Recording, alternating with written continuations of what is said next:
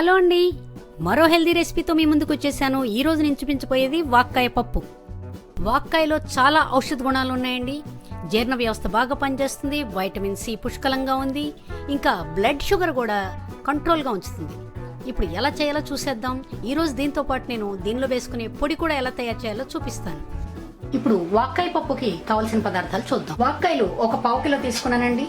పచ్చిమిరపకాయలు ఒక 5-6 తీసుకున్నాను. ఒక పావు కిలో కందిపప్పు తీసుకున్నాను, కడిగి పెట్టుకున్నాను. ఉప్పు, పసుపు, మిరపకాయలు, ధనియాలు 1 కప్పుడు, మెంతులు పావు కప్పుడు, జీలకర్ర 1 టేబుల్ స్పూన్. ఇప్పుడు ఎలా చేయాలో చూద్దాం. ముందుగా పచ్చిమిరపకాయలు ఇలా పొడుగ్గా తరుక్కోండి. కొంచెం ఘాటు పెట్టుకుంటే చాలండి. వాక్కాయ ఎలా తరుక్కోవాలంటే ఫస్ట్ మధ్యకి ఇలా కట్ చేసేసి దీనిలో ఉన్న గింజ ఇలా తీసేయాలండి. గింజని ఇలా పక్కకి తీసి ఇలా చేసుకోవాలి.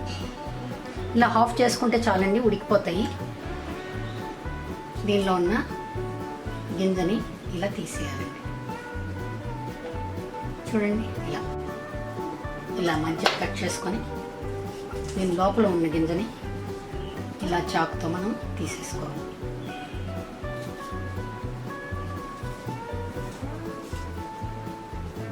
ఇదిగోండి ఇలా.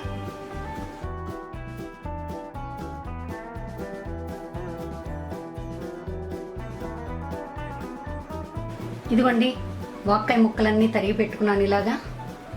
ఇప్పుడు ఇవి విడిగా ఉడకపెట్టుకోవచ్చండి, పప్పులో అయినా ఉడకపెట్టచ్చు. నాకు డైరెక్ట్గా బాగా ఉడుకుతుంది కాబట్టి నేను పప్పులోనే డైరెక్ట్గా వేస్తున్నాను అండి. నేను ఇలాగా పప్పులో డైరెక్ట్గా వేసేసాను. పప్పు, వాక్కాయలు, పచ్చిమిరపకాయలు కలిపి ఇవి కుక్కర్లో పెడతాను. వాక్కాయలతో కలిపిన పప్పుని కుక్కర్లో పెట్టానండి. ఇప్పుడు ఈ పప్పులోకి వేసే పొడి తయారు చేద్దామండి. ఒక బాండి తీసుకొని నూనె ఏమీ అక్కర్లేదండి.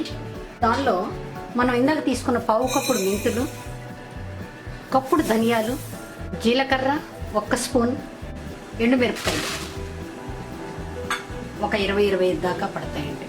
ఇప్పుడు అవన్నీ బాగా వేగనివ్వాలండి. కుక్కర్లో పప్పు ఉడకడం పూర్తయ్యేసరికి మనం వేయించుకోవడం, గ్రైండ్ చేసుకోవడం పూర్తయిపోతుందండి. సన్నని మంటలో కానీ మీడియం ఫ్లేమ్లో కానీ వేయించుకోవాలండి, హైలో పెట్టకూడదు. వేగడానికి ఒక 10 నిమిషాల సేపు పడుతుందండి. ఇలా వేయించుకుంటూనే ఉండాలి, మాడిపోకుండా.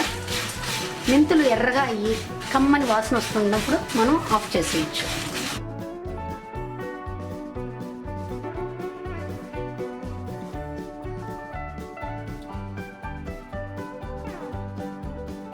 ఈ పొడి మొత్తం పప్పులో వేసేస్తానని భయపడకండి. ఇది మనం సాంబార్లో వాడుకోవచ్చు, ఏ పప్పులు చేసుకున్న పొడి వాడుకోవచ్చు. ఓపిగ్గా కలుపుతూనే ఉండాలండి, లేకపోతే మాడిపోతాయి.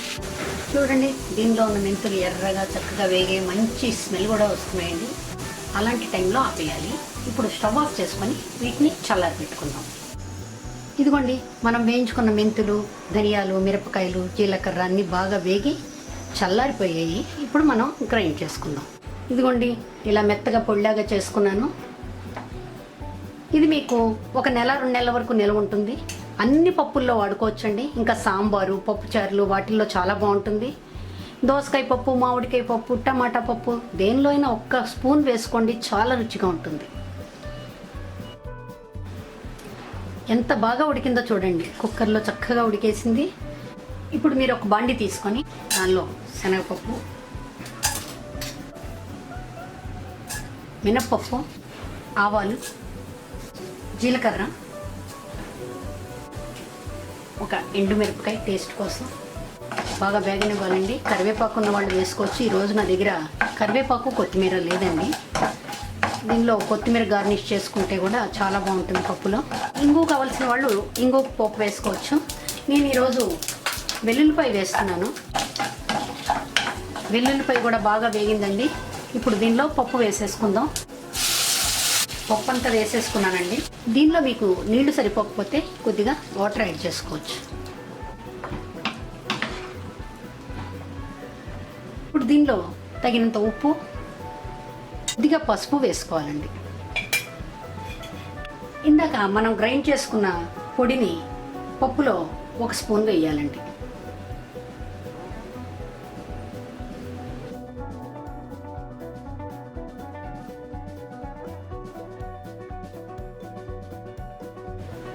ఈ పొడిలో కారం ఉంది కాబట్టి, పచ్చిమిరపకాయలు కూడా ఉన్నాయి కాబట్టి కారం అవసరం లేదు.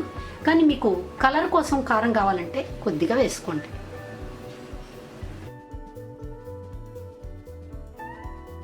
పప్పు పోపుతోనే చాలా టేస్ట్ వస్తుందండి. ఇంకా టేస్ట్ కావాలంటే మీరు కొంచెం బటర్ వేసుకోవచ్చు.